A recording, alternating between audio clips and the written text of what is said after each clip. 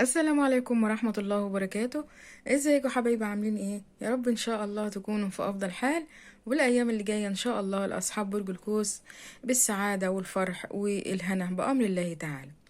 اصحاب برج القوس في كل العالم كله، بحييكم من كل قلبي وبشكركم جدا جدا على الكومنتات الجميلة، على سؤالكم عني. والله والله انا سعيدة بيكم وبحبكم جدا جدا جدا. كل الناس اللي سألت عليا، الحقيقة والله ده شعور طيب ونبيل جدا منكم. وكل الناس اللي طلبت مني في الكومنتات ان انا اعمل فيديو، لاني يعني هم كمان حاسبينهم. يعني في كذا حد قال لي ده انت بقالك 4 ايام، ولحد يقول لي بقالك 3 ايام، طمنينا عليكي، قولي لنا فيك ايه، مالك. وناس دخلت لي على الواتساب وناس اتصلت عليا. ده كله من حبكم وتقديركم، وانا طبعا يعني انا كفاية عليا حبكم ده، يعني يسوى الدنيا كلها. لان حب الناس ده يا جماعة والله مش بيجي كده بالساهل، ولا الناس بتلاقيه كده وهي ماشية، ولا الكلام من ده.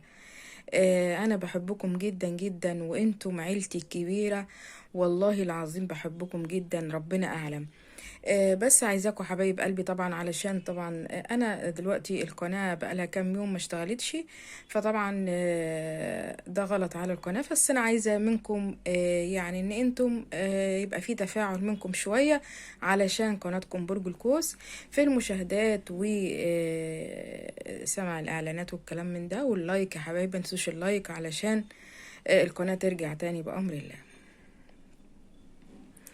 هنسمي الله، هنقول بسم الله الرحمن الرحيم، وهنقول اللهم صل وسلم وبارك على سيدنا محمد عليه الصلاة وأفضل السلام.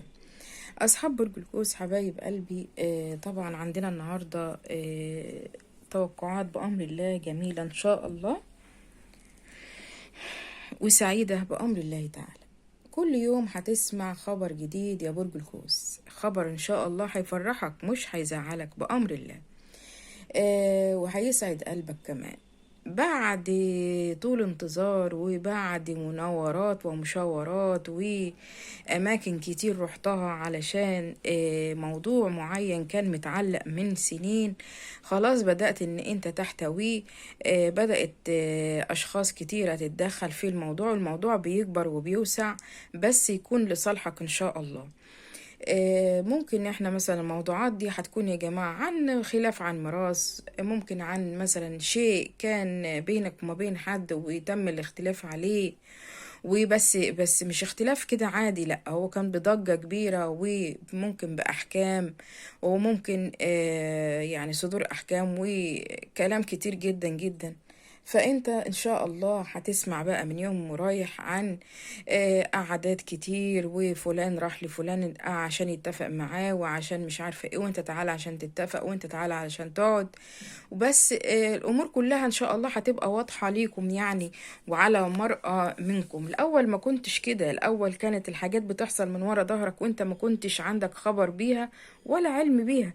دلوقتي ان شاء الله بدأت الحروف تظهر، وبدأت يعني الاشخاص تكون على مرأى ومسمع منك يا صاحب برج القوس. طبعا القراءة عكسية للرجل والمرأة. فيه مال جاي لك بأمر الله، لكن يعني خليك كده ايه، متماسك. اوعى حد يضحك عليك يا برج القوس، عشان انت طيب جدا. انت اللي في ايدك مش ليك، اللي في قلبك مش جواك زي ما بيقولوا.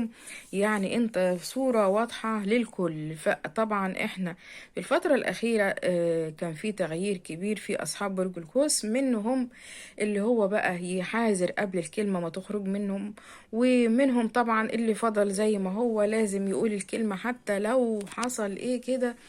فطبعا انا بقولك ان انت الفترة ديت هتكون حاسم في امورك، لان طبعا اللي جاي، المال اللي جاي لك ده انت تعبت فيه اصلا، مش هيجيلك كده يعني. ولا انت مش هتفتح الدولاب هتلاقي المال فيه، لا، ده انت تعبت فيه. بس جاي لك اهوت الحمد لله، يعني على وصول واهلا وسهلا بيه.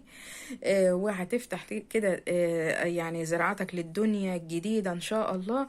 هتيجي عليك دنيا جديدة، وفترة جديدة انت ذات نفسك هتبقى محتار، ويعني بصوا مش عارف تركز، مش عارف يعني هتعمل ايه ولا هتعمل ايه ولا هترضي مين ولا هتعمل. هتبقى زي ما بيقولوا كده ايه يعني إيه، الفرحة واخداك فما انتش عارف تركز. لا، احنا عايزين بقى ورقة وقلم من كده من اول السطر، ونبتدي ان احنا نكتب افكارنا اللي انت عايز تنفذها ان شاء الله. افكار من الواقع بقى مش من الخيال. بس انا بقولك الناس اللي هي هتتلزق فيك الايام ديت والفترة دي، اللي هي ملهمش اي لازمة في حياتك اصلا، اللي كانوا يعني مش بيشوفوك الا في الاعياد والمناسبات، دلوقتي بقى هيتلموا حواليك كده زي النمل كده. هو النمل بيجي على حتة سكر، بيجي على حاجة كده شايفها فخمة، فانت خلي بالك لانك انت شفت ايام عصيبة.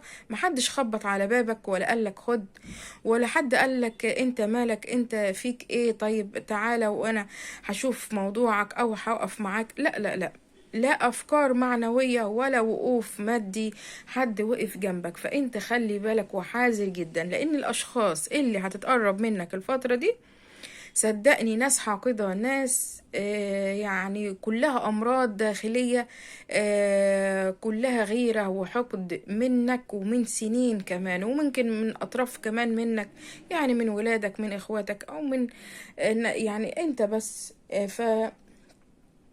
خلي شخصيتك تبقى مفروضة من الأول، واعرف انت هتكلم مين ومش هتكلم مين، وهتساعد مين ومش هتساعد مين.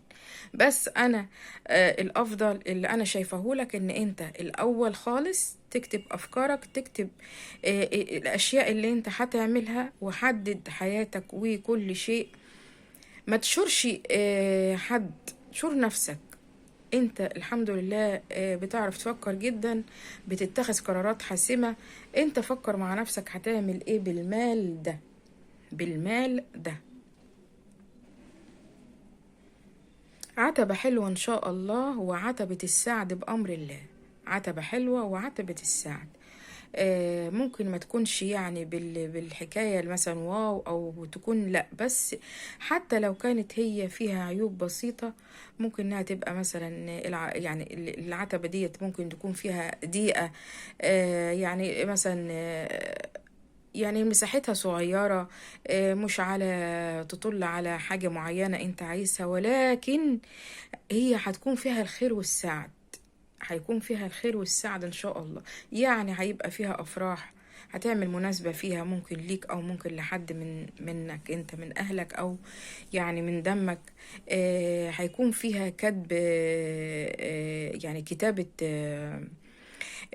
شيء لملكية، يعني ممكن انت تاخدها دلوقتي كإيجار وبعد كده هتتملكها.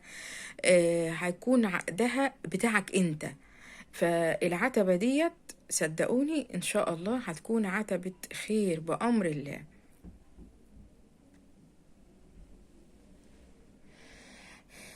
في دعم من أشخاص بعيدة عنكم، في دعم من أشخاص بعيدة عنكم بمسافات طويلة، هتدعمك يعني هتقف جنبك وقفة حلوة جدا. يمكن انت كمان هتستغرب لها الوقفة ديت، ولكن كل شيء بإرادة الله. انت تعبت كتير وقسيت كتير في الدنيا ديت، بس ربنا هيكافئك في عقد عمل جايلك. برضو هيكون الخير عليك منه، عقد عمل. في 3 أشخاص في حياتك هيساعدوك، 3 أشخاص. واحد يعني تعرفه كده، واتنين ما تعرفهمش خالص. يعني واحد تعرفه معرفة سطحية، مش يعني ما انتش صديق له او هو صديق لك او كده، معرفة كده من بعيد. ولكن ال3 أشخاص دولت سبحان الله هيظهروا لك كده فجأة، وهيتعاونوا في حياتك وهيخلوك للأفضل والأفضل والأفضل.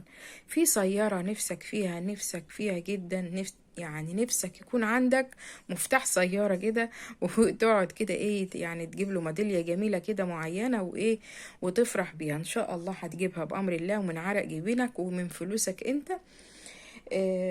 راجع نفسك بس في شيء قديم انت يعني مسيطر على حياتك، راجع نفسك فيه جدا.